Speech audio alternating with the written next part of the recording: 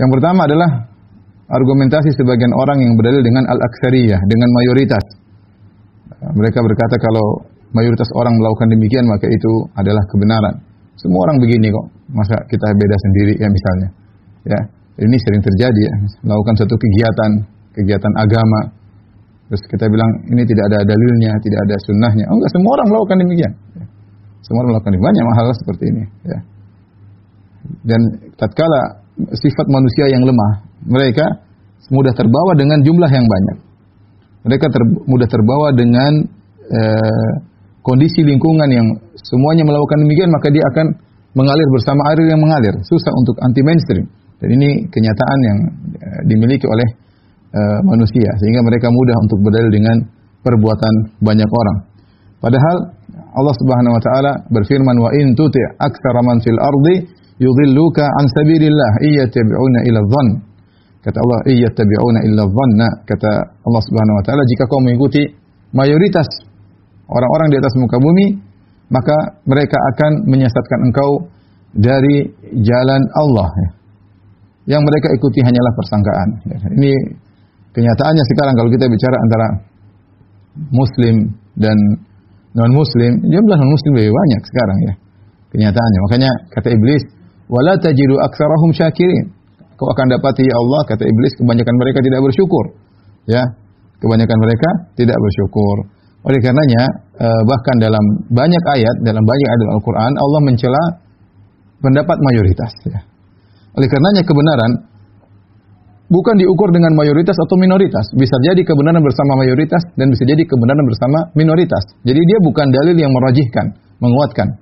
Maka seorang berdalil dengan mayoritas dalam hal ini adalah kekeliruan, apalagi mayoritas orang awam. Mayoritas orang awam. Bahkan kalau kita buka buku-buku usul, tidak ada disebutkan metode pentarjihan kalau ada khilaf maka ambil pendapat mayoritas, enggak ada ya. Enggak ada ya. Mereka mungkin di masa salaf kalau disebutkan bahwasanya perkataan ini kebanyakan para sahabat, ya mungkin hanya sebagian sahabat yang menyelisih, itu mungkin. Tapi kalau kita berdalil dengan mayoritas orang awam misalnya ya, maka ini bukan dalil ya. Bahkan tidak ada dalam buku-buku fikih kemudian ini pendapat yang benar, ini pendapat jumhur ulama ya. Itu bukan sisi pentarjih, penguatan pendapat dengan cara yang benar. Oleh karenanya disebut bagaimana sebagian nabi mereka berdakwah yang ikut mereka hanya sedikit, bahkan di antara mereka ada yang cuma 2 orang, ada 1 orang, bahkan wan nabiyya wa laysa ma'u ahad. Ada seorang nabi yang tidak punya pengikut sama sekali. Kita lihat bagaimana kisah Nabi Ibrahim alaihissalam. Ketika berdakwah dia sendirian, semua satu negeri, satu negara semua musuhinya. Kemudian bahkan sang raja kemudian ingin bakarnya, bahkan ayahnya pun musuhinya. Kita lihat Ashabul Kahfi. Ya, Ashabul Kahfi yang jumlahnya masih innahum fityatun amanu bi rabbihim. Mereka cuma sekitar 7 orang, sementara satu negeri semuanya di atas kebatilan. Oleh karenanya tidak boleh seorang berdalil dengan al-aktsariyah, kebanyakan orang. Kalau kita lihat kebanyakan orang tidak pakai jilbab, kebanyakan orang buka aurat, semua menjadikan dalil nggak bisa. Ya, kebanyakan orang dengar musik ya, kebanyakan orang maksiat banyak ya, maksiat banyak dilakukan oleh banyak orang.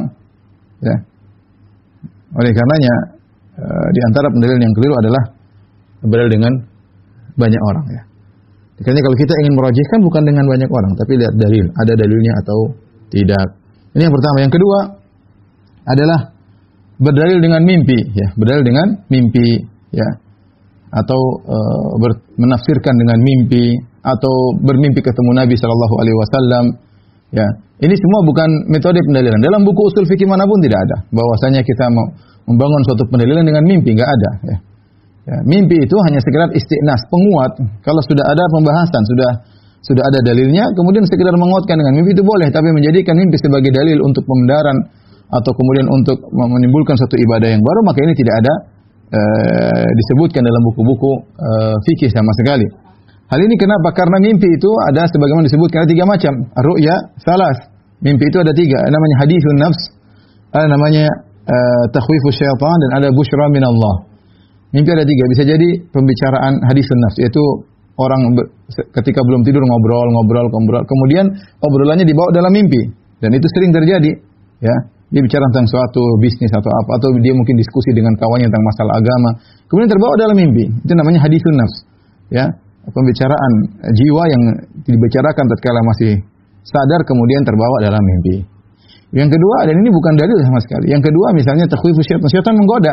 Syaitan menggoda manusia lewat di alam nyata maupun dalam alam mimpi, menakut-nakuti, membuat sedih dan yang lainnya. Ya, syaitan bisa menggoda. Atau yang ketiga, busyra minallah. Adalah kabar gembira dari Allah Subhanahu wa taala. Kalaupun kita bisa pastikan mimpi yang kita mimpi ini berkaitan dengan masalah fikih yang sedang kita bahas, misalnya ini kabar gembira dari Allah Subhanahu wa taala, maka itu juga butuh penafsiran. Karena kebanyakan mimpi datang bukan dalam plek begitu, tapi butuh penafsiran sebagaimana dalam hadis-hadis. Sebagaimana kisah Nabi Yusuf alaihissalam ketika menafsirkan mimpi sang raja. Jadi bukan plek sesuatu yang datang, tapi perlu ditafsirkan.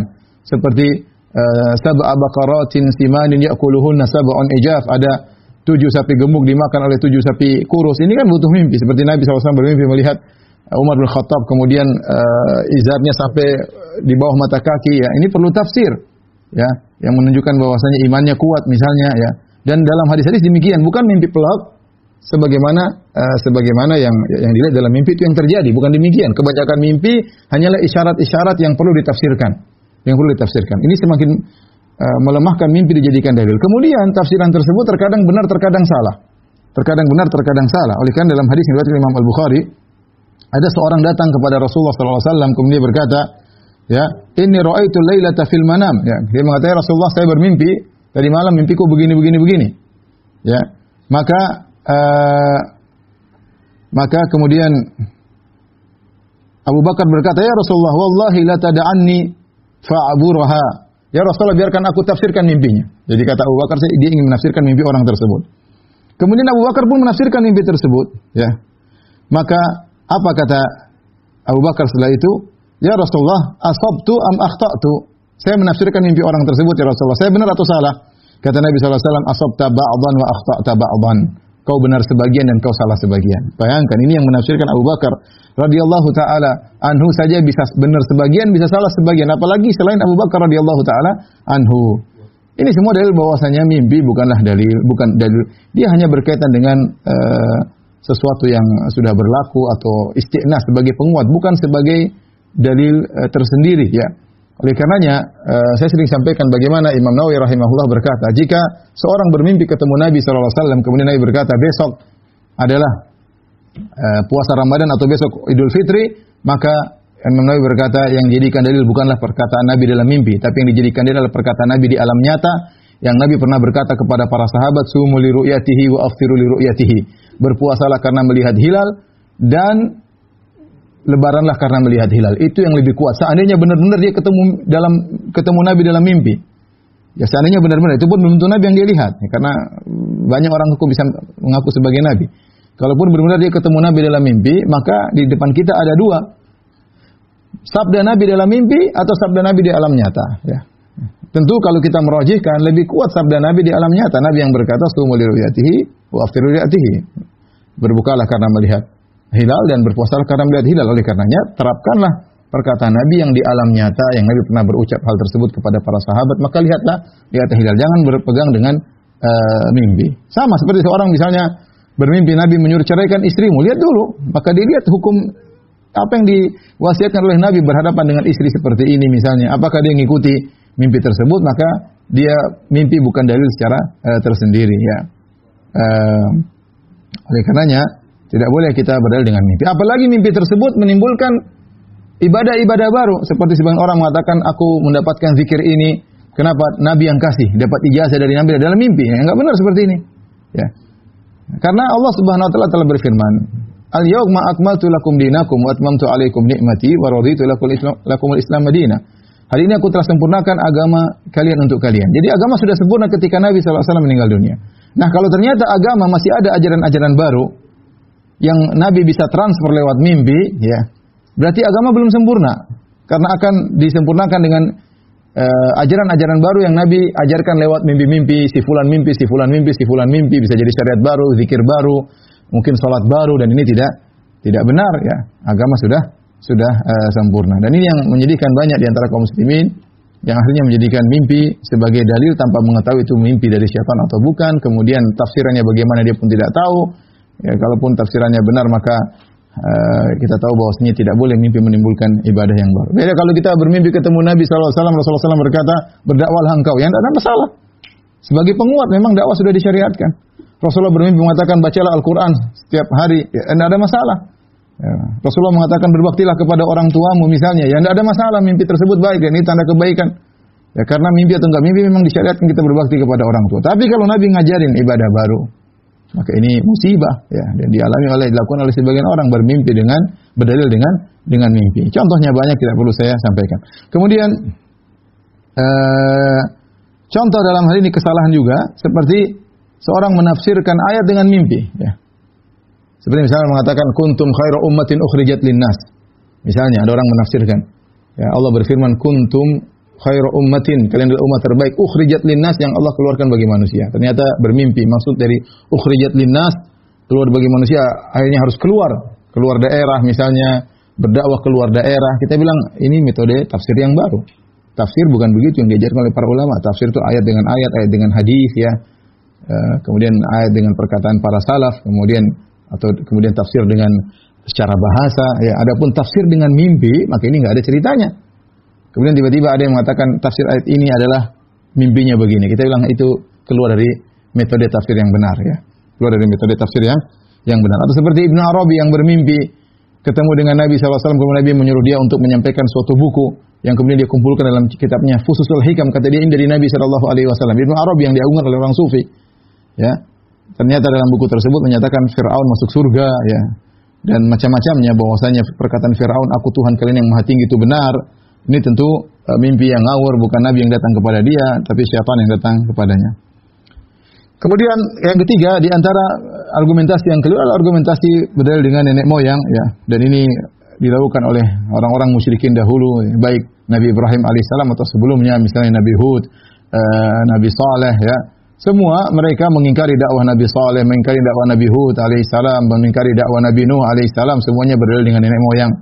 Kemudian Nabi Ibrahim alaihissalam sampai Nabi Muhammad sallallahu alaihi wasallam semuanya berdalil dengan nenek moyang. Allah berfirman, "Wa kadzalika ma arsalna min qablika fi qaryatin min nadhirin illa qala mutrafuha inna wajadna aba'ana ala ummah wa inna ala atharihim muqtadun." Kata Allah, "Wa kadzalika, demikianlah, ma arsalna min qablika fi qaryah, tidaklah kami mengutus sebelum engkau di suatu negeri kami utus seorang pemberi peringatan, itu Rasul, kecuali orang-orang yang sombong di antara mereka, orang kaya di antara mereka berkata, inna wajadna aba'ana ala ummah, kami telah mendapati nenek moyang kami di atas ajaran ini, wa inna ala athari muqtadun, kami hanya tinggal ngekor kepada nenek moyang kami.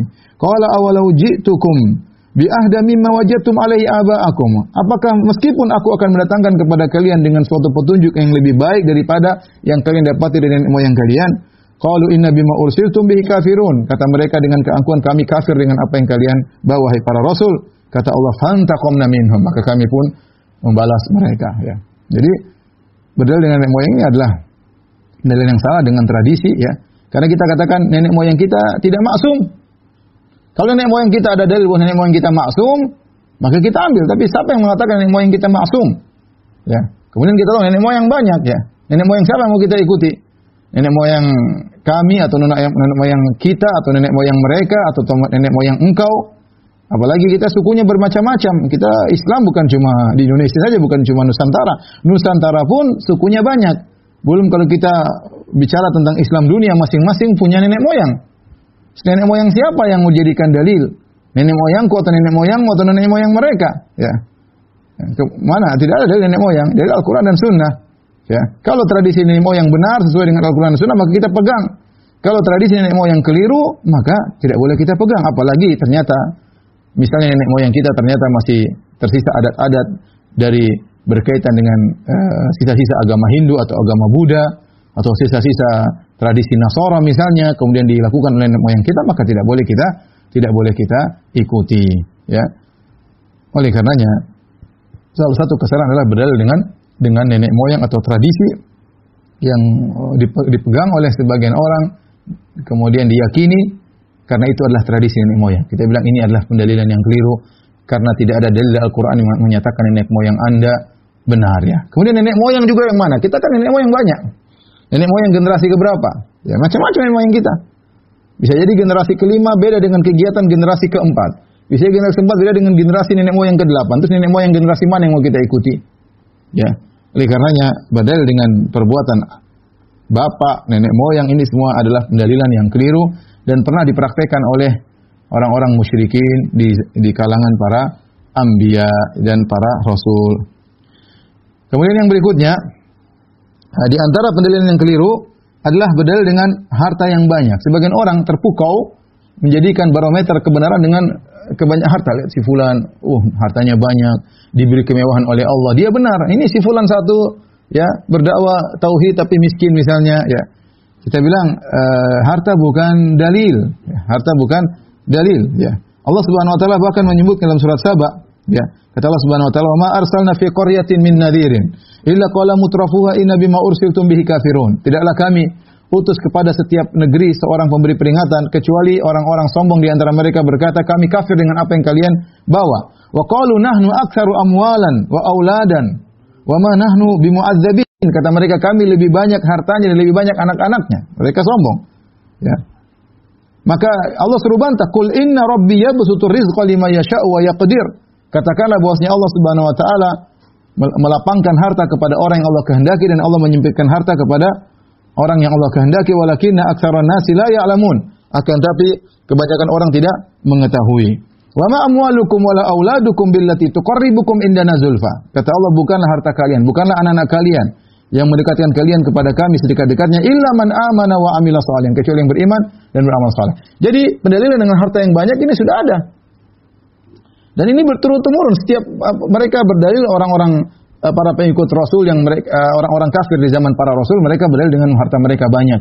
Ya, maka sebagaimana sampai zaman Nabi Nuh alaihissalam ya, mereka juga mengatakan kepada Nuh, kalau kau ingin kami beriman itu yang miskin-miskin usir, ya usir, disuruh usir. Sama mereka datang di zaman Nabi sallallahu alaihi wasallam, pembesar-pembesar Quraisy, mereka katakan kepada Nabi sallallahu alaihi wasallam, ya Muhammad, kalau kau ingin kami beriman, pergi tinggalkan yang miskin-miskin tersebut. Jadi mereka merasa mereka benar karena mereka memiliki harta yang banyak, dan ini tidak benar. Allah berikan harta baik kepada orang beriman maupun kepada orang kafir. Kullan numiddu haula'i wa haula'i min ata'i rabbik wa ma ata'u rabbika mahdzura wa ma kana ata'u rabbika mahdzura. Kata Allah Subhanahu wa taala, yang ini kami berikan, yang itu kami berikan. Maka tidak ada pendalilan dari sisi kebenaran dari jumlah yang banyak daripada harta yang banyak. Kenapa? Sebagian orang terkadang lihat negara-negara kafir ya Ustaz, negara kafir Allah kasih harta banyak ya. Kita bilang itu bukan ukuran kebenaran. Kalau harta banyak ukuran kebenaran, Fir'aun hartanya banyak, lebih banyak ya. Qarun hartanya banyak ya. Hartanya banyak. Bahkan Nabi SAW ketika ketemu dengan Umar bin Khattab radhiyallahu taala anhu, waktu Nabi lagi di Masyrubah, kemudian di suatu semacam ruangan kecil, kemudian Umar masuk, Umar lihat Nabi tidur di atas tikar, Umar kasihan. Umar berkata, ya Rasulullah, ya, kemudian Persia dan Romawi mereka kufur kepada Allah. Kemudian mereka diberikan harta yang banyak. Maka Nabi mengatakan, apakah kau ragu wahai Umar bin Khattab radhiyallahu taala anhu? Ya, mereka itulah ujjilat thayyibatun fil hayatid dunya. Mereka adalah orang-orang yang kebaikan mereka disegerakan di dunia dan di akhirat tidak diberikan. Jadi bahwasanya ukuran kemewahan, kenecisan, keren itu bukan ukuran kebenaran.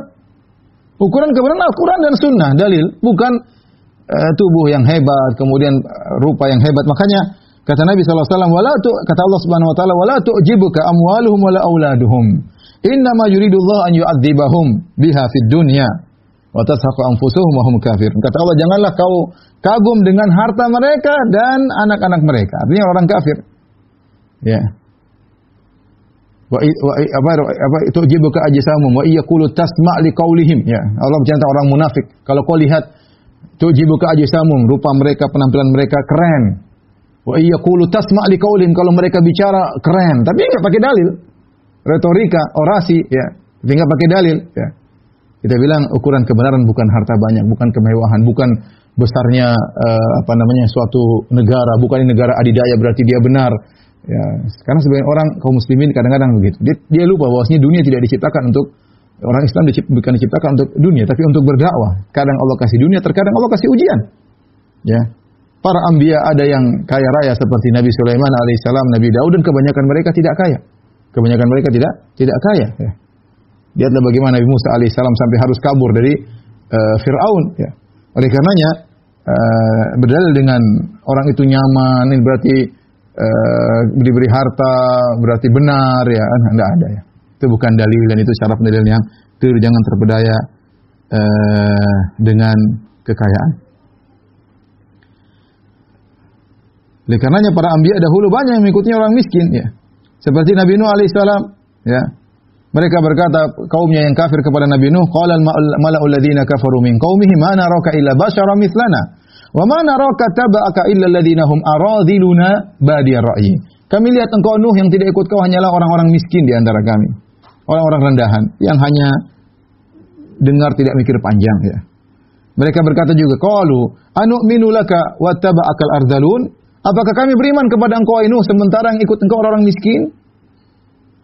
Jadi kekayaan, harta, kemewahan, kemajuan teknologi itu bukan ukuran kebenaran.